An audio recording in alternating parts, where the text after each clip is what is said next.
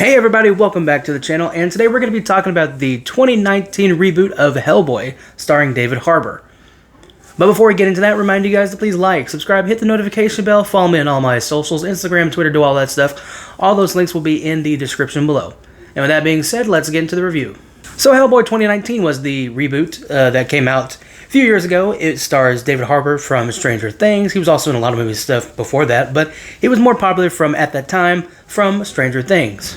This film was not directed by Guillermo del Toro this time, but rather Neil Marshall. Took a different story direction, different, feeling of the story and what they were trying to go for, and it's basically its own thing. In a way, it's its own universe, if you will. So like I said before, David Harbour plays the titular Hellboy character. You also have Ian McShane as Professor Broom, and you also have various other actors playing different characters. We also get introduction to Nimue, the Blood Queen, who's played by Milla Jovovich. You also get Lobster Johnson, who's played by Thomas Hayden Church. And you also get Return of Rasputin.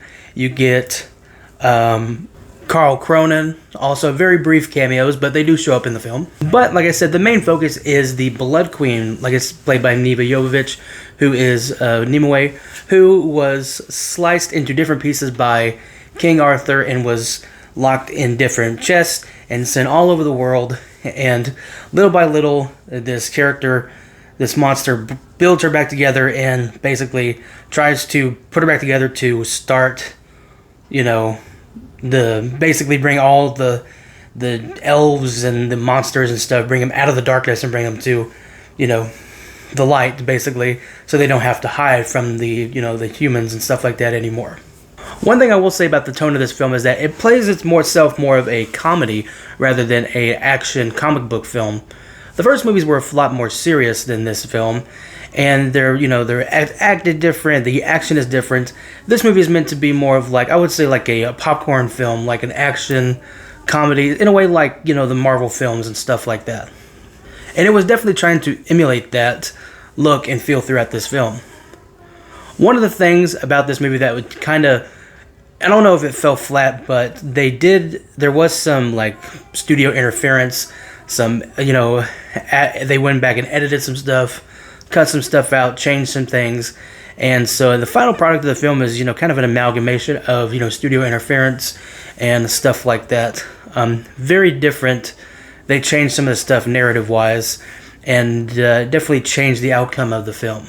And I don't put the blame on that on the director or the writers or anything like that. Studios do that. There are different films out there who, studio changed this and it totally changed the film and, basically ruins the ending or it changes the plot and stuff around. So I don't entirely base the negative feedback that this film gets on the creators themselves rather than the studio. I think the supporting cast is good. You got, David Harbour plays Hellboy. You also got his other supporting characters. You got a guy who turns into a freaking cheetah. You also got this woman who basically finds the dead and they'll, have this gelatinous CGI, version of that person who's dead, comes out of her mouth and basically tells them the future or the past or whatever would happen, how they died and everything. And it's pretty kind of a gross effect. But everybody else does a decent job. I mean, it's a movie, like I said, it was messed up in editing and, the narrative was kind of off. But, like I said, everybody else does fine what they're given. I would say, if I had to pick a performance that was probably the least effective or the least best out of everybody else in the cast, probably be Milla Jovovich, because she doesn't get much screen time. A lot of times she's very, very quiet, stoic and everything, and basically is just the, I want to end the world type of person. Basically a lot of these, I'm here to take over the world and destroy the, earth and everything. Basically, you've heard that monologue 100 times in different films.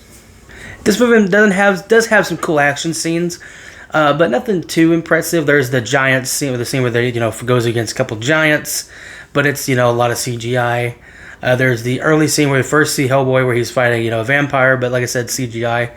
And I think that's a lot of some of the people's complaints was the first movie, although there is CGI parts, is very practical. This film feels like it was shot on green screen and with a bunch of, basically shot in a studio Although there was some parts that were shot on location, it just feels very digital, very new, and very, fake, I guess you'd say. But all in all, I actually like this movie because in a way, it is cheesy, it's stupid, it's ridiculous. But at the end of the day, it's just a different person's interpretation. And, I think Mike Mignola actually had more hands-on input into this film. And he's definitely had more hands-on input into the next film we're going to talk about, which is Hellboy the Crooked Man, which stay tuned for that, because that would be not next week, but the week after next, we're going to talk about that.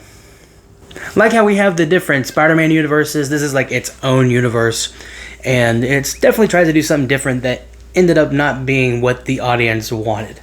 So, is it the best? No. Is it the worst? No. But it's different, and that's okay.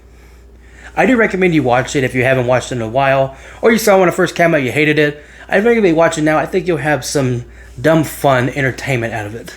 And what more can you ask from a 2019 Hellboy film? Thank you guys for watching. Hope you enjoyed this video, and I will see you in the next one. Next week we're going to be talking about the 30th anniversary, 40th, whatever. The anniversary of From Dusk Till Dawn, so stay tuned for that. And yeah, with that being said, thank you for watching. I'll see you in the next one.